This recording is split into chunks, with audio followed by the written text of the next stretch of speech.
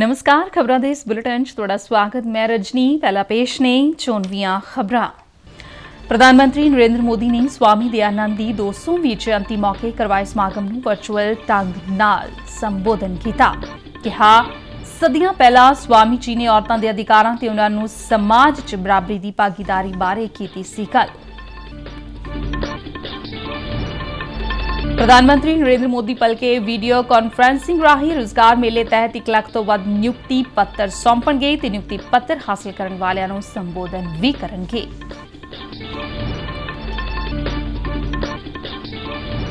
सूचना ते प्रसारण मंत्री अनुराग सिंह ठाकुर ने कहा कि व्हाइट पेपर ने कांग्रेस नूं कीता बेनकाब।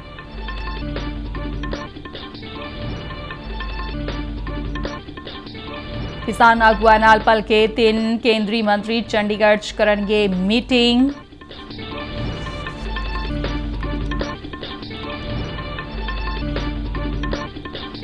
केंद्रीय हथियारबंद पुलिस बलां विच कांस्टेबलां दी भर्ती प्रीख्या हुण हिंदी अते अंग्रेजी तो इलावा पंजाबी समेत 12 होर भाषावां विच होवेगी। हुण खबरां विस्तार नाल। प्रधानमंत्री नरेंद्र मोदी ने एक वीडियो सुनेहे राही गुजरात की मोरमी विच स्वामी दयानंद के जन्म स्थान टंकारा चूना की 200वीं जयंती मौके करवाए गए एक समागम में संबोधन किया। प्रधानमंत्री ने इस दौरान स्वामी जी के योगदान का सत्कार करदਿਆਂ उन्हां वल्लों लोकां नूं सिੱਖਿਅਤ करन लई आर्य समाज वल्लों कीते गए उपरालिਆਂ की शलाघा की। प्रधानमंत्री ने कहा कि महर्षि दयानंद ने सदियां पहलां औरतां दे अधिकारां ते उन्हां दे समाज 'च बराबर की भागीदारी बारे गल कीती सी। स्वामी जी के ਕੰਮਾਂ ਤੋਂ ਸੇਧ ਲੈਂਦਿਆਂ मौजूदा सरकार ਦੀਆਂ ਨਵੀਆਂ ਨੀਤੀਆਂ ਤੇ ਇਮਾਨਦਾਰੀ ਨਾਲ ਕੀਤੇ ਜਾ ਰਹੇ ਯਤਨਾਂ ਨਾਲ ਦੇਸ਼ ਆਪਣੀਆਂ ਧੀਆਂ ਨੂੰ ਵਿਕਾਸ ਦੇ ਰਾਹ ਤੇ ਅੱਗੇ ਲੈ ਕੇ ਜਾ ਰਹੀ है। समाज का एक वर्ग भारतीय संस्कृति और आध्यात्म से लगातार दूर जा रहा था। ऐसे समय में स्वामी दयानंद जी ने वेदों की ओर लौटो इसका आह्वान किया। उन्होंने वेदों पर भाष्य लिखे, तार्किक व्याख्या की। उन्होंने रूढ़ियों पर खुलकर प्रहार किया और ये बताया कि भारतीय दर्शन का वास्तविक स्वरूप क्या है। प्रधानमंत्री नरेंद्र मोदी पल के वीडियो कॉन्फ्रेंसिंग राही रोजगार मेले तहत 1 लाख तो वध नियुक्ति पत्र वर्चुअल ढंग नाल सौंपणगे ते नियुक्ति पत्र हासिल करन वालियां नूं संबोधन भी करनगे। अजिहे रोजगार मेले देश भर विच 47 ਥਾਵਾਂ ਤੇ लगाए जा रहे हैं, जिन्हां 'ਚ केंद्र सरकार के ਵੱਖ-ਵੱਖ ਮੰਤਰਾਲਿਆਂ ਤੇ ਵਿਭਾਗਾਂ ਵਿੱਚ ਨਵੀਆਂ ਨਿਯੁਕਤੀਆਂ ਸੰਬੰਧੀ ਚਿੱਠੀਆਂ ਸੌਂਪੀਆਂ ਜਾਣਗੀਆਂ। ਇਸੇ ਤਹਿਤ ਪਲ ਕੇ ਜਲੰਧਰ ਤੇ BSF ਫਰੰਟੀਅਰ ਹੈੱਡਕੁਆਰਟਰ ਵਿਖੇ ਰੋਜ਼ਗਾਰ ਮੇਲੇ ਦੌਰਾਨ ਨਿਯੁਕਤੀ ਪੱਤਰ ਵੰਡ ਸਮਾਗਮ ਦਾ ਆਯੋਜਨ ਕੀਤਾ ਜਾਵੇਗਾ। ਸਮਾਗਮ ਵਿੱਚ ਕੇਂਦਰੀ ਖੇਡ युवा मामले ਅਤੇ सूचना ਤੇ प्रसारण मंत्री अनुराग सिंह ठाकुर शामिल होंगे। उन्होंने उम्मीदवारों को नियुक्ति पत्र वंडन की फ्रंटियर हैडक्वार्टर BSF पंजाब विखे सारे केंद्रीय हथियारबंद पुलिस बलां ते सिविल संस्थावां तो कुल 200 उम्मीदवारों को सद्दा दिता गया है, जिन्हां नूं नियुक्ति पत्र दिते जाणगे। केंद्र सरकार की नौकरियां लई उम्मीदवारों को नियुक्ति पत्र वंडन लई करवाए जाने वाले रोजगार मेले की 12वीं कड़ी तहत पंजाब के जलंधर च पैंदे BSF फ्रंटियर हैडक्वार्टर च पल के एक समागम करवाया जा रहा है। प्रधानमंत्री नरेंद्र मोदी नौकरियां हासिल करने वालियां नूं इस मौके वर्चुअल ढंग नाल नियुक्ति पत्र देणगे। BSF ਕੰਪਲੈਕਸ च होने वाले समागम दौरान खेडां ते युवा मामलिਆਂ ते सूचना ते प्रसारण मंत्री अनुराग सिंह ठाकुर चुने गए उम्मीदवारों चों कुछ एक नूं मौके ते नियुक्ति पत्र भी प्रदान करनगे। सूचना ते प्रसारण मंत्री अनुराग सिंह ठाकुर ने कहा कि व्हाइट पेपर ने कांग्रेस नूं बेनकाम कर दिता है। धर्मशाला विखे पत्रकारां नाल गलबात करदਿਆਂ उन्होंने कहा कि कांग्रेस लई परिवार महत्वपूर्ण सी। कांग्रेस दीआं नीतियां ने देश नूं बहुत नुकसान पहुंचाया है। उन्होंने कहा कि कांग्रेस देश नूं किस तरह नाल लुटदी रही ते राष्ट्र नूं किवें पिछे नूं तकदी रही, यह एक अहम सवाल है। केंद्रीय मंत्री ने कहा कि देश का मनोबल ना टुटे, इसलिए मोदी सरकार व्हाइट पेपर लेके आई ते इस व्हाइट पेपर ने कांग्रेस का पर्दाफाश कर दिता। सवाल ये उठता है कि आखिर कांग्रेस देश को कैसे लूटती रही, देश को कैसे पीछे ढकेलती रही, कैसे उनकी नीतियों और भ्रष्टाचार के कारण देश लड़खड़ाती चरमराती अर्थव्यवस्था हो गई थी। हमने देश हित में पिछले 10 वर्ष चुप रहे। हम चाहते पहले दिन भी श्वेत पत्र ला सकते थे। देश का नुकसान ना जा, देश का मनोबल ना गिरे, ये हमारी प्राथमिकता थी।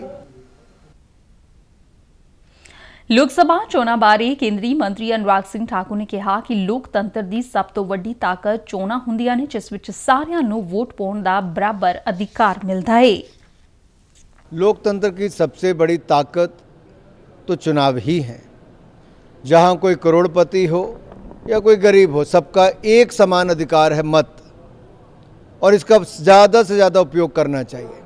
मैं देश के युवाओं से कहना चाहता हूं, अपना वोट बनाएं भी, और जब मौका आए तो वोट रिकॉर्ड वोट भी डालें, यानी कि हर कोई अपना मतदान करे। दुनिया भर के 80% देशों में इस साल चुनाव हैं। भारत के युवाओं के पास एक मौका है नया ट्रेंड सेट करने का, नया रिकॉर्ड सेट करने का, भारी मतदान करके। तो आइए विकसित भारत के लिए मतदान करें। भाजपा के कौमी जनरल सकत्तर तरुण चुग का कहना है कि पंडित दीन दयाल उपाध्याय भाजपा के मार्गदर्शक ने अते पार्टी उन्हां दे दर्शाए मार्ग ते अज भी चल रही है। तरुण चुग ने कहा कि बीजेपी पंडित दीन दयाल उपाध्याय की सोच अनुसार देश विच गरीबां दे जीवन च तब्दीली लियाउण ते उन्हां नूं सशक्त बनाउण लई काम कर रही है। प्रधानमंत्री नरेंद्र मोदी की अगवाई हेठ गरीबां की भलाई लई कई योजनावां शुरू कीतियां गईयां ने। कांग्रेस दीयां नीतियां दा जिक्र करदिआं तरुण चुग ने कहा कि देश विच कांग्रेस ने हर कौमी त्योहार अते देश की उन्नति दे हर पहलू का विरोध किया है। इथों तक कि अतवाद के मुकम्मल खात्मे का भी कांग्रेस ने हमेशा विरोध ही किया है।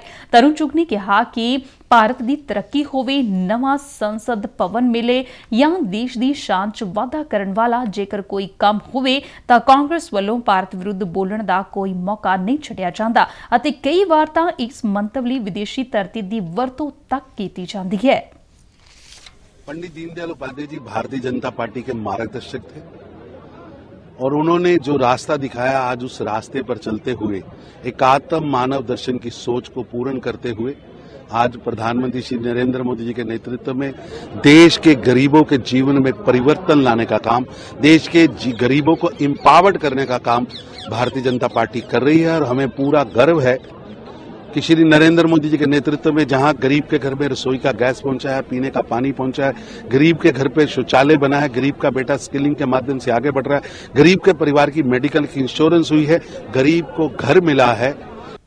पंजाब किसान मजदूर संघर्ष कमेटी की जनरल सकत्तर सरवण सिंह पंदेर ने कहा कि किसान आगुआं की नामजारी एक पत्र च केंद्र सरकार के खेतीबाड़ी और किसान भलाई विभाग वालों जारी चिट्ठी अनुसार किसान आगुआं नाल इन्हां दीआं मंगां बारे चर्चा लई बल्कि शाम 5 बजे चंडीगढ़ के सैक्टर 26 च पैंदी Mahatma Gandhi institute of public administration विखे एक मीटिंग सद्दी गई है। इस मीटिंग दौरान किसान आगुआं दीआं मंगां बारे केंद्रीय मंत्री पीयूष गोयल, अर्जुन मुंडा और नित्यानंद राय भी हिस्सा लैणगे। इस तो पहला किसान आगुआं दी केंद्रीय मंत्रियां नाल 8 फरवरी नूं चंडीगढ़ च मीटिंग हो चुकी है। आज अमृतसर दे विच आईजी ऑफिस लगभग 7 घंटे मीटिंग चली आ। एडीजीपी इंटैलीजेंस और अमृतसर के बड़े अधिकारी, सीआईबी के अधिकारी भी सीगे, और ਉਹਦੇ ਵਿੱਚ ਫਿਰ ਜਿਹੜੀ ਆ ਸਾਰੀਆਂ ਗੱਲਾਂ ਤੇ ਲੰਮੀ ਡਿਸਕਸ਼ਨ ਹੋਣ ਤੋਂ ਬਾਅਦ 12 ਤਰੀਕ ਨੂੰ ਚੰਡੀਗੜ੍ਹ ਦੇ ਵਿੱਚ ਜਿਹੜੇ ਕੇਂਦਰ ਦੇ 3 ਮੰਤਰੀ अर्जुन मुंडा जी, पीयूष गोयल जी, नित्यानंद राय जी, ये मीटिंग 12 ਨੂੰ शाम 5 बजे चंडीगढ़ च किसान मजदूर मोर्चा ते एसकेएम गैर राजनीतिक ने डेपूटेशन नाल करनगे।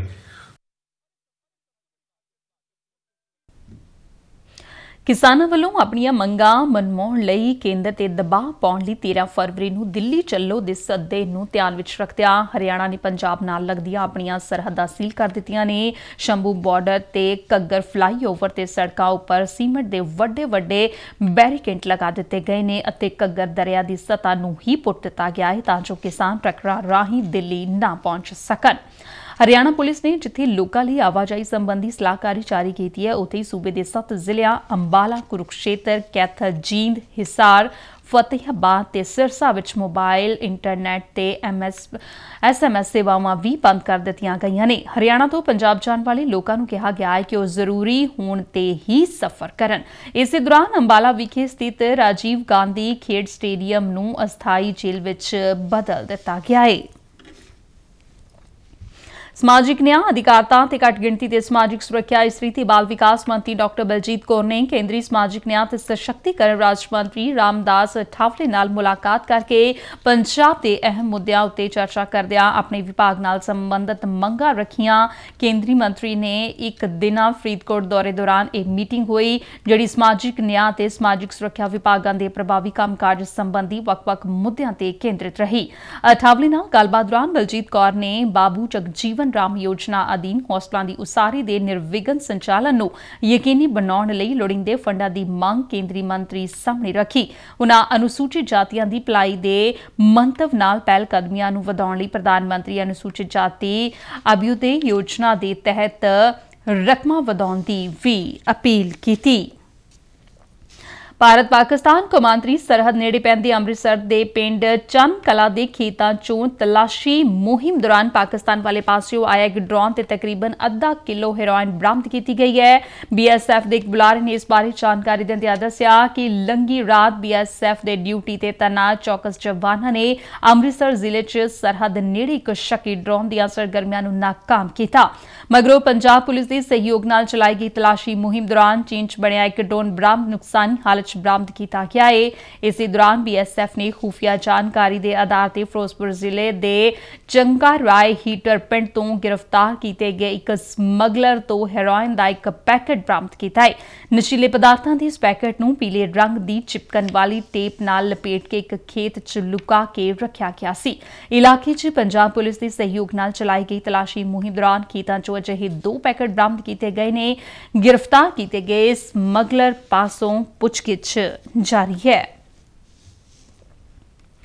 ਕੇਂਦਰੀ ਹਥਿਆਰਬੰਦ ਪੁਲਿਸ ਬਲਾਂ ਵਿੱਚ ਕਾਂਸਟੇਬਲਾਂ ਦੀ ਭਰਤੀ ਪ੍ਰੀਖਿਆ ਹੁਣ ਹਿੰਦੀ ਅਤੇ ਅੰਗਰੇਜ਼ੀ ਤੋਂ ਇਲਾਵਾ ਪੰਜਾਬੀ ਸਮੇਤ 12 ਹੋਰ ਭਾਸ਼ਾਵਾਂ ਵਿੱਚ ਹੋਵੇਗੀ। ਇਹ ਫੈਸਲਾ ਕੇਂਦਰੀ ਹਥਿਆਰਬੰਦ ਪੁਲਿਸ ਬਲਾਂ ਵਿੱਚ ਸਥਾਨਕ ਨੌਜਵਾਨਾਂ ਤੇ ਖੇਤਰੀ ਭਾਸ਼ਾਵਾਂ ਦੀ ਭਾਗੀਦਾਰੀ ਨੂੰ ਉਤਸ਼ਾਹਿਤ ਕਰਨ ਦੇ ਮੰਤਵ ਨਾਲ ਲਿਆ ਗਿਆ ਹੈ।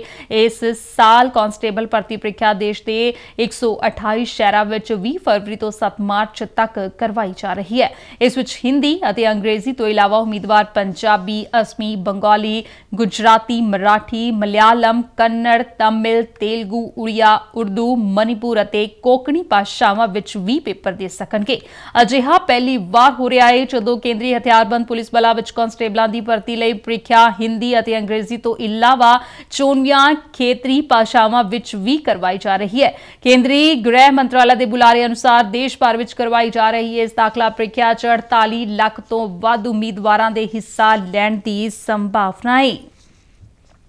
ਵਿੱਤੀ ਸਾਲ 2024 ਚ ਸਿੱਧੇ ਟੈਕਸ ਕਲੈਕਸ਼ਨ ਚ 20% ਦਾ ਵਾਧਾ ਦਰਜ ਕੀਤਾ ਗਿਆ ਹੈ। ਮੌਜੂਦਾ ਮਾਲੀ ਸਾਲ 'ਚ 15.60 ਲੱਖ ਕਰੋੜ ਰੁਪਏ ਰਿਹਾ, ਜਿਹੜਾ ਪੂਰੇ ਮਾਲੀ ਸਾਲ ਲਈ ਸਰਕਾਰ ਦੇ ਸੰਭਾਵਿਤ ਸੁਧਰੇ ਹੋਏ ਅਨੁਮਾਨਾਂ ਦਾ 80% ਹੈ। CBDT ਦੇ ਇੱਕ ਬਿਆਨ ਦੇ ਵਿੱਚ ਕਿਹਾ ਗਿਆ ਹੈ ਕਿ ਸਿੱਧੇ ਟੈਕਸ ਕਲੈਕਸ਼ਨ 'ਚ ਮਜ਼ਬੂਤ ਵਾਧਾ ਦੇਖਿਆ ਗਿਆ ਹੈ। ਇਸ ਸਾਲ 10 ਫਰਵਰੀ ਤੱਕ ਸਿੱਧੇ ਟੈਕਸਾਂ ਸੰਬੰਧੀ ਮਾਲੀਆ 18.38 ਲੱਖ ਕਰੋੜ ਰੁਪਏ ਰਿਹਾ, ਜਿਹੜਾ ਪਿਛਲੇ ਸਾਲ ਦੀ ਕਲੈਕਸ਼ਨ ਨਾਲੋਂ 17.30% ਵੱਧ ਹੈ। ਖਬਰਾਂ ਦੇ ਬੁਲੇਟਿਨ ਦਰਸ਼ਕ RNU DDK ਜਲੰਧਰ ਦੇ YouTube ਚੈਨਲ, Facebook ਪੇਜ ਤੇ ਸੋਸ਼ਲ ਮੀਡੀਆ ਪਲੇਟਫਾਰਮ X ਤੇ ਵੀ ਦੇਖ ਸਕਦੇ ਨੇ। बुलेटिन के अखीर विच उनवीं खबरां एक बार फिर तो प्रधानमंत्री नरेंद्र मोदी ने स्वामी दयानंद की 200वीं जयंती मौके करवाए समागम नूं वर्चुअल ढंग नाल संबोधन किया। कहा सदियां पहला स्वामी जी ने औरतां दे अधिकारां ते उन्हां नूं समाज च बराबरी की भागीदारी बारे कीती सी गल। प्रधानमंत्री नरेंद्र मोदी भलके वीडियो कॉन्फ्रेंसिंग राही रोजगार मेले तहत 1 लाख तो वध नियुक्ति पत्र सौंपणगे ते नियुक्ति पत्र हासिल करन वालियां नूं संबोधन भी करनगे।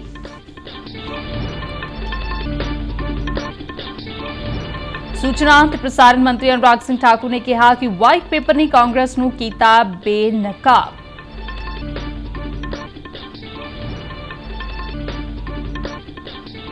किसान आगुआं नाल भलके 3 केंद्रीय मंत्री चंडीगढ़ च करनगे मीटिंग।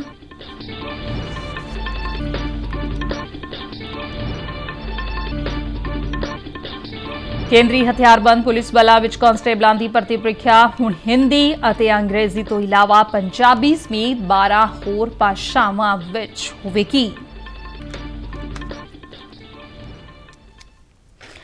ਇਸ ਦੇ ਨਾਲ ਹੀ ਖਬਰਾਂ ਦਾ ਬੁਲੇਟਿਨ ਖਤਮ ਹੋਇਆ। ਦਿਓ ਆਗਿਆ, ਨਮਸਕਾਰ।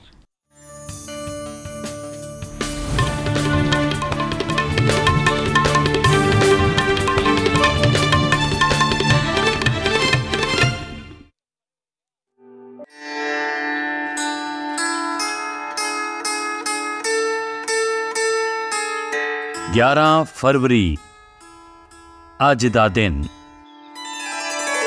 11 फरवरी वाला